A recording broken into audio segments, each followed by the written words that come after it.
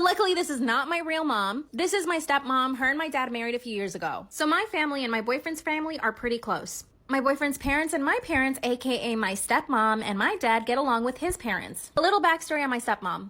After my dad and my mom got divorced, he met her and they started dating pretty quickly. And they got married after only 5 months of having dated. So she becomes my stepmom, but she never really made any effort to get to know me. And I never really liked her. Like, she gave me a weird feeling. So my boyfriend and his family asked us to go on a camping trip one time. And my dad and I didn't really want to go because we never really go out. But my stepmom was super keen on going and she finally convinced us to go, so we ended up going. I mean, in the back of my mind, I was like, wait, why do you want to go to this camping trip so much? We finally get there and set up our camping tents. That's when my dear stepmom says that she doesn't want me and my boyfriend sleeping in the same tent just in case we try to do something. In other words, she didn't want him and I to do the dirty. Why? Because she was hoping that my boyfriend and her would do the dirty. Part 2 is up.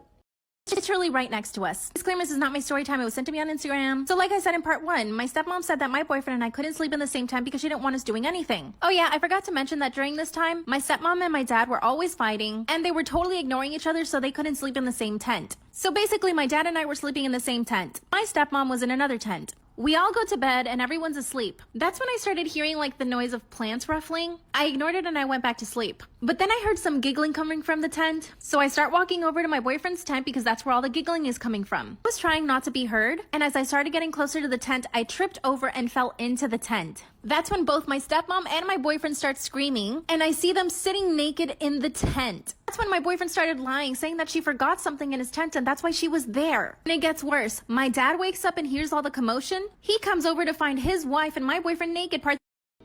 Client is back. I should probably share her name since her hands are loved by many on here. This is Louisa. If you haven't watched my previous videos, she is a housekeeper and has had trouble holding any type of product on her nails until we started doing structured gel manicures on her. I always prep her natural nails and do my cuticle prep to prevent any lifting. Dry cuticle prep also allows you to get that gel color super close to the cuticle to prevent that outgrown look. I of course strengthen them with a rubber base, which is what allows her nails to last for weeks at a time. Actually, a few days ago, she came home to her apartment being flooded and stayed up almost all night cleaning the floor to prevent mold from possibly growing. She came to me pretty shocked that even after her long shifts of cleaning at the hotel and the flood situation at her house, the gel still managed to last on her nails. We went with a similar color this time with some sparkles and decals. She loved them and I can't wait to see her next month. One day, my cousin made a Tinder, and we were having a family barbecue, so he came over. He was like, oh my god, Sam, like this really hot girl just like matched with me, and then he shows me. And then I see the profile, and it's literally pictures of Madison beer. But the name on the profile was like Kalani. I was like, bro, I don't know who you think you're fucking texting, but it's not Madison beer. You're texting someone's fucking auntie right now, whole ass auntie. He's like, guess we're about to find out. I was like, no, what the no? He's like, yeah, I just gave her the Addy. She's about to pull up. Like, we're gonna meet. Like, it's all cool, Sam. Like, trust me. Trust me. Trust me, he said. Okay. I trusted him. So I see a car pull up, and he's like, oh my god, I think it's her. I was like, oh shit, what if I do meet Madison Beer? The door freaking opens, and this old lady pops up. I look at my cousin, and I'm like, go! Go hug her! Go, go, go! You were so excited. It's Kalani. The one and only. Come on. Where? Who? You been where? Where who? For real. Oh, really? That's how you feel? Story time, my pickiest client. So this one time, I had this one client, let's just name her Tracy. And the first thing I like to do is show my clients all the colors I have so they can start picking it out. Now, Tracy was very picky. Out of all my 200 colors, she couldn't pick a single color. And then she requested if we can mix up a couple colors so she can basically create her own color. Me being nice, I was like, okay, that's fine. I thought she was gonna make me mix one color, but we ended up mixing 5 custom colors for her, which took a lot of time. Not only that, but she wanted a different design on each finger. And obviously this is gonna be a little pricey because not only did it take about 5 hours, and also me mixing all my material led me to wasting a lot of it. At the end of the service, she refused to pay the full amount, and her reasoning was that we grew up together and went to the same school, and then said I could use her for practice. So I clipped her nails off. Storytime on how someone used my name and my face to be in a 1-year relationship and catfish this person. So one morning I get a text message from this random guy. He was asking why do I have a second account. I was confused because I only had one. He goes on to tell me that he's been in a 1-year relationship with me. I'm confused because, baby, I'm single at the time. He ends up showing me a screenshot of the account that he's referring to. Why do this account got more followers than my original, like my real account? How does this fake account have more followers than me? He tells me that he's been talking to me supposedly for a year over the phone.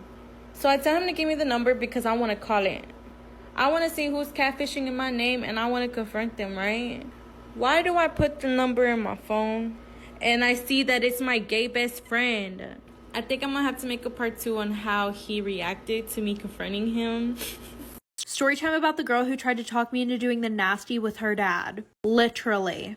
So a little background information. 2 months before this whole situation, I had met her through one of my friends at a party. She was really funny, really nice. We're gonna call this girl Jessie. So when my friend and I left the party, I had asked her about Jessie, and she was like, oh, I wouldn't really hang around her. She's just like a really weird person. Now, I didn't really take my friend's word for it, mainly because in the past, my friend has gotten really jealous whenever I've started hanging out with other people. So I decided to find out for myself. Which now I realize that was probably not one of my best ideas. So a few weeks later, we hung out with her again, and I got her number that night. Her and I started hanging out a lot, and her and I were both seniors in high school. Well, when I would go over to her house, her dad would be super weird around me. He would just be very overly nice and touchy with me. And her mom and her dad were divorced. Well, the one night I'm sitting in Jessie's room and she comes upstairs and she's like, OMG, I have to tell you what my dad said. Like for part 2. Story time about how I found my husband using Tinder and all the freaking dating apps. Claim this is not my story time. It was sent to me on Instagram. Once again, I'm at the airport, sorry. My husband and I were both total sluts when we met. He was seeing like 10 girls when I first met him, and I was dating 3 guys at the time. Well, let me tell you, neither of us trusted each other, like not one bit. Eventually, he asked me to be his girlfriend, and I really wasn't sure if I wanted to say yes, but I did. He is so good looking. Like everywhere we go, we get told we're such a good looking couple. So we know we're both pretty good looking. To be fair, we were both addicted to Instagram. I would get tons of DMs from guys, and sometimes I would answer. And I know that he was getting DMs from girls, although he never told me. We dated for a year, and then he asked me to marry him. Of course, I said yes. I thought this was his way of telling me that he was going to commit to me 100%. After 6 months of being married, I started getting really suspicious. He would never leave his phone unattended, and if we were having dinner, he would always put his phone face down. I know you all know that's a red flag. Basically, he was hiding his phone from me like all the time. One night, we got super drunk, and I made sure to wait until he fell asleep. I got on his phone and found Tinder, Bumble, and Hinge. Part 2 is up. Part 2 of how I found out my husband was using Tinder, Bumble, and Hinge all at the same time. But yeah, and cheating on me. Disclaimer, this is not my story time. It was sent to me on Instagram. So I got him drunk enough that he fell asleep. I got onto his phone and I found all the dating apps. I quickly screenshot every conversation he'd had on each of the apps. I was literally on his phone for 4 hours. Like, I didn't sleep at all that night. And the whole time I was reading his messages, I was crying. Like, I literally thought he was dedicated to me. I sent myself all of the screenshots and then deleted them from his phone. I also went through his Instagram and found a bunch of DMs from different girls. And a lot of them were big influencers. I can spill so much tea about that, by the way. I found a bunch of naked pictures from girls as well, and he even had a freaking Snapchat. At that point, I couldn't look anymore. So here's what I did. I invited both of our families to our house for dinner. Ordered from a super fancy restaurant and made sure everyone was coming. When we sat down to dinner, I told him I was going to go get my laptop. He asked me why, and I told him to give me a second. He literally thought I was going to give him a big surprise. That's when I exposed him in front of both of our families. Part 3's up. Part 3 of how I found out my husband was using dating apps, cheating on me, and I exposed him in front of both of our families. So as everyone is sitting down and having dinner, I start a slideshow of all the DMs, pictures that had been sent between him and all these girls. Yes, I was petty enough to make a slideshow. My husband looks at me and tells me to take it down. Of course I didn't. That's when his mom got up from her chair and slapped him straight across the face. Of course my husband started crying instantly. His dad even grabbed him by the shoulders and shook him. The family was in shock. They were so disappointed in him. Mind you, him and my mom had a great relationship. He hung out with my family all the time. That's when I asked him for a divorce and I told him I wanted everything. By the way, my husband and I own a business and he's got his own money. So I ended up taking more than half of the business, 3 out of the 4 cars that he owns, and lots of money.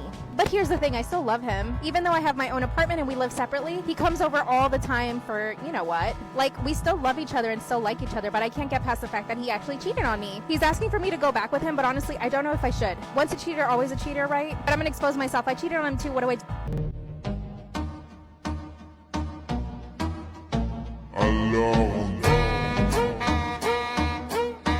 Part 2 on how someone used my name and face to catfish into a 1-year relationship. So we left off where I found out that it was my gay best friend. So later on that day, I went to school. I confronted my best friend in person, face to face. I wanted to see his reaction. I showed him all of the proof and all of the evidence and I asked him, what is this? He ends up telling me that he doesn't know who did it, but he was telling me that he knows how to hack into people's Instagrams and he could delete it for me. I was still telling him, like, this is evidence that it's you behind this. He was saying, no, it's not me, it's not me. So he was really acting like an investigator, trying to figure out who's behind this Instagram, knowing damn well it was him. So he ends up calling me and telling me that he knows the password to it because he hacked into this Instagram and blah, blah, blah. So I'm like, bro, I know it's you. Like, why do you keep trying to play me? The Instagram ended up being deleted, and it was cut off season for him. The hell? People are weird.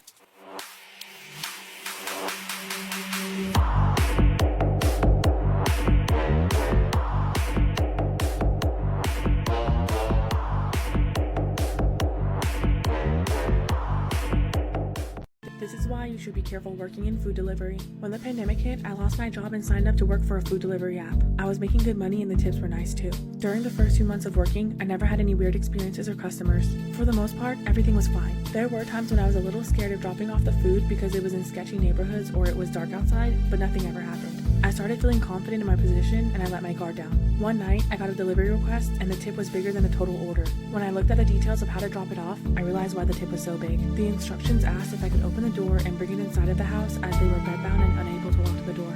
I knew I shouldn't do it. It was super against company policy, but I had an aunt who was bedbound and it hit a soft spot. When I opened the door of the house, I was hit with the most vile stench that's ever hit my nose. I looked around and called out to the customer. It was silent for a few seconds. Suddenly someone croaked out, "I'm back here, come on down." The voice came from a bedroom down the hallway that was pitch black. As I walked towards the room, my stomach was turning. I entered the room and put the order down, but I didn't see anyone. When I turned around to leave, suddenly a man appeared in front of me. Storytime about how I intercepted a kidnapping with my pee. I was working as a pizza delivery driver and was having a really busy night, non-stop back and forth without any time to even take a bathroom break. We were going through a bit of a heat wave in our area, so I had also been drinking copious amounts of water. All of a sudden, as I was driving to this particular delivery, the urge to go hit me like a ton of bricks. Thankfully, I was close to the customer so I could get this one over with quickly. Or so I thought. I pulled up to the house and it was in an area I'd delivered to before, so I could immediately tell that something wasn't right. All the lights were off in the house, not even the glow of a television or anything. It was extra apparent because the street light closest to the door happened to be out of order, and to top it all off, the block was dead quiet. This is a big university. Did I mess up by buying my 2-year-old daughter a Peppa the Pig piñata for her birthday? This well-meaning gesture turned into tragedy happened today. Like many toddlers, my kid loves that horrible little creature called Peppa. While I was shopping for birthday supplies this week, I saw a Peppa piñata and instantly thought 2 things. The kid is going to love this, and I'm going to love seeing Peppa get deleted with a stick. She saw it a couple of times during the week, and each time she was like, "Peppa, hi Peppa, that's Peppa." So I knew without a shadow of doubt I had made the right choice. Cue the main event. In one corner we have Peppa, and in the other corner we have 15 older kids jacked up on cupcakes and soda. They don't care about Peppa, they only care about getting their necks fixed, and they know that fix is inside the paper piglet. My wife is holding up my daughter and I'm standing beside them. The first kid steps up and the adults are cheering and the kids are hyped. 3 swings and 3 misses. The families are laughing and cheering as the next kid steps up. First swing, miss. No issues yet. Second swing, some light contact has made, and this is where it goes downhill. I look over and see visible concern on my daughter's face. Third swing, contact. Full on twat. I'm currently 2 months pregnant, but my mother-in-law has clearly stated she is not happy for me and hates that I'm pregnant. She's been coming over a lot to cook for us, but I haven't been eating her food. Hope you guys liked this video and found it helpful. If you did, make sure you give it a thumbs up and subscribe to this channel. It does help support us, and let's know what videos you guys want to see.